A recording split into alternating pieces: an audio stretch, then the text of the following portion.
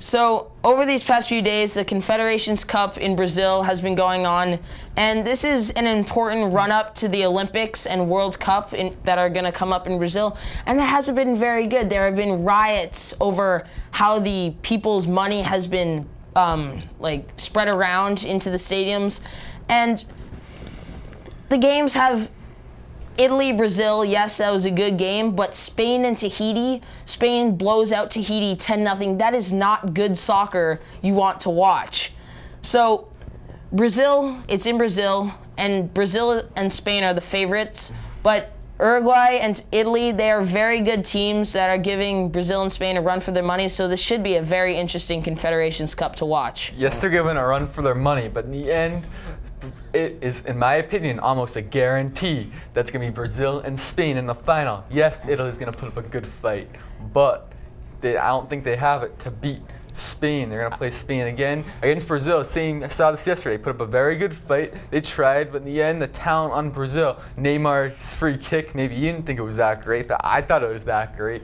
Balotelli's pass over his, off his heel, over his head, leading to a goal. That was a much better play than Neymar's free kick. But think about where he put the ball. Think about how hard it is to put the ball right in that spot in the goal. You know, it's so. It's not like it was top corner. It was perfect on the side. It was perfect. But it wasn't right there in the corner. It was perfect. For people like me who perhaps aren't as educated in soccer, what defines a good soccer game? Well, oh, sorry. Yeah, exactly. Actually, Jimmy Young is absolutely right. No, but it has to be close. It can't be 10-0. Yeah, I know. I agree. Yeah, 10-0. Tahiti, though, I mean, they have to have a team from every single continent. So they're Oceania. So yeah, that's why. But besides that, it's been a pretty good. Yes, there should be a lot of goals. You know, maybe it's tight, but do you really want to see a 1-0 game? That's European soccer, South American soccer. European soccer is the best soccer in the world. No, it's not. Yes, it is. South American soccer, there's a lot of goals, plus it can be tight. South American soccer is not very physical, though. That's why people are worried about Neymar going to Barcelona. All they do is just attack in South American soccer. In European soccer, they can just see the ball going back and forth. So is that really that exciting? No, you're going to see a 1-0 game. Same with Spain. What they do, yes, it's effective style, but all they do is just sit back, they pass the ball around, and then they try to... You're saying that Spain doesn't score a lot of goals. They won 10-0. I know. Well, that was against Tahiti. Yes, they don't. They're not explosive as some of these other. And they're teams. winning 3-0 against Nigeria. Well, yeah. When they're against low competition, of course they're going to score goals. When they have great ball control, these teams aren't going to be able to get the ball, and they keep passing the ball around until they get an opportunity. So yes, but South American soccer, Brazil, they score 4 goals. I don't see Italy and Spain and Brazil against Uruguay. I think Brazil and Uruguay's gonna score maybe 1 or 2 goals, but Brazil, their offense is just too good. Spain, Italy, I think Italy, it's gonna be very hard to score a goal. All right. I get what you're saying, and before we go back to Joe, Abby Wambach breaks Mia Hamm's international scoring record. Very exciting in the world of soccer, and back to you. I guess every topic we talk about ends up in a fist fight. So before we allow them to get in a fist fight, we're gonna go to break, and we're gonna learn more about Ross Lippman when we come back. Stay tuned for more K Sports Sunday. Welcome back to K Sports Sunday. I'm Andrew Jensen. Beside me is Dylan Quinn, and we'd like to welcome back Ross Lippman and Tom Kelly. Ross won the Nance Award for College Sportscaster of the Year. So tell me, Ross, what motivated you to become a sportscaster? It's funny, I just got asked that the other day when trying to get a job, which is something you guys don't have to worry about for a very long time. When I was a kid, when I was very young, my brother and I, we went to a lot of Red Sox games with our grandfather, who lived in Boston. He lived on Comm Ave. He was a big Red Sox fan. He always had tickets. And when we would go to the games, we would watch. And while watching the game and learning about baseball, I was about 5 years old. You know, I'm just learning about the game of baseball. He would just sit there and just talk about the game, and he would be analytical, and he would say, you know, back then, who was the first baseman? Like Jose Offerman. He would talk about Jose Offerman. He'd be like, Jose Offerman, I mean, he's a strong hitter when he wants to be a strong hitter. And if this team wants to compete in the AL East standings with the Yankees, and that was back when the Yankees were just super dominant, Mariano Rivera was in his prime, Paul O'Neill, all those guys, the list goes on. And he would just say, if the Red Sox want to contend, a guy like Offerman needs to step up, or Troy O'Leary, or Trot Nixon.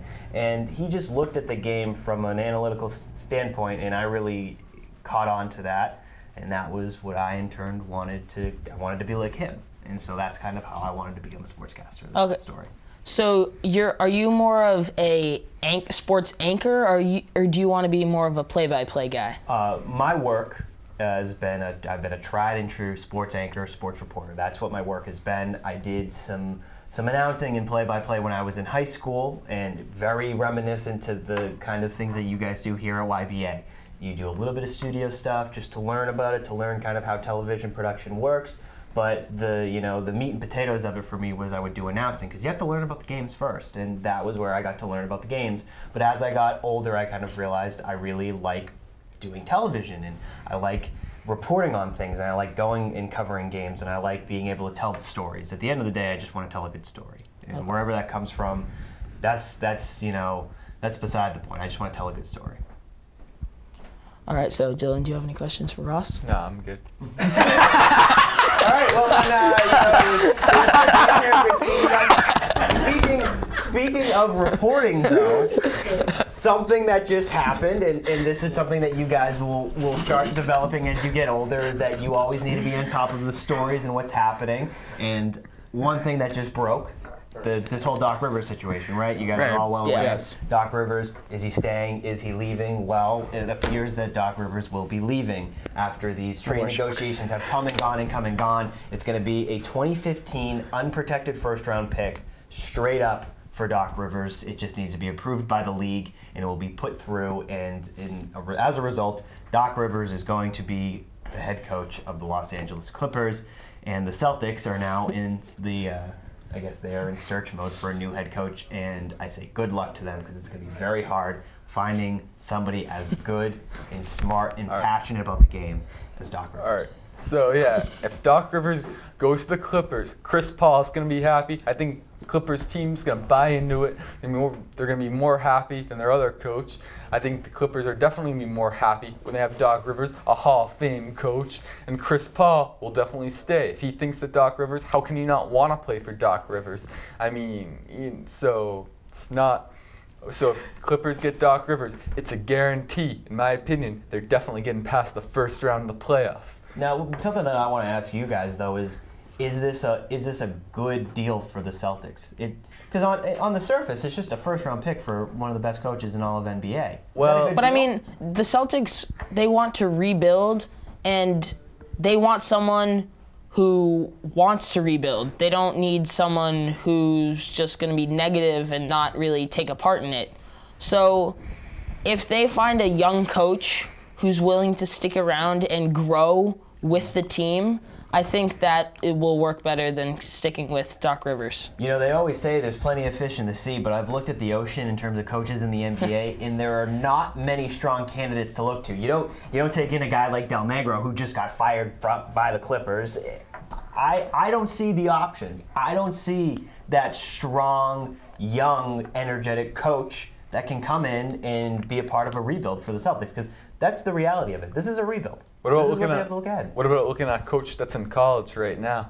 Do you think they should look for that? I don't know. The transition from the college game to the professional game in basketball is a hard one to take. Yeah. I mean, you guys were probably in diapers when Rick Pitino was the coach of the Celtics, but Rick Pitino sat at a table just like this and looked at everyone and said, Larry Bird isn't walking through that door. I would hate to see a college coach come into the Celtics, be the head coach, struggle, and then point at that door and say, Kevin Garnett is not walking through that door, because he's gone, because he's a Clipper, and that's the next step. They're going to trade Garnett, he's going to be gone, and who knows, even Pierce is gone, because they're going to rebuild. So patience for Celtics fans, patience out of Danny Ainge. That's what they're going to need over the next couple of years. Okay. It's unfortunate. But what do you think about finding an assistant from a good team that's been an assistant for a while and has the coaching experience and knows what a winning team needs? Well, you know, the Celtics had one of the best assistants in Tom Thibodeau.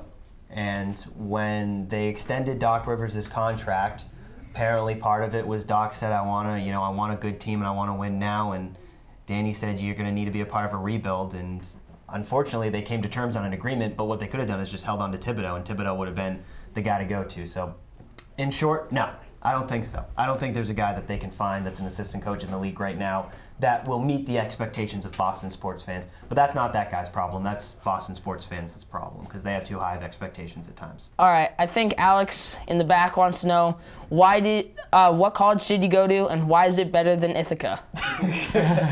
I went to Emerson College right in Boston. Local. Yes, I was a local kid. I went to Emerson. I wanted to stay close to home.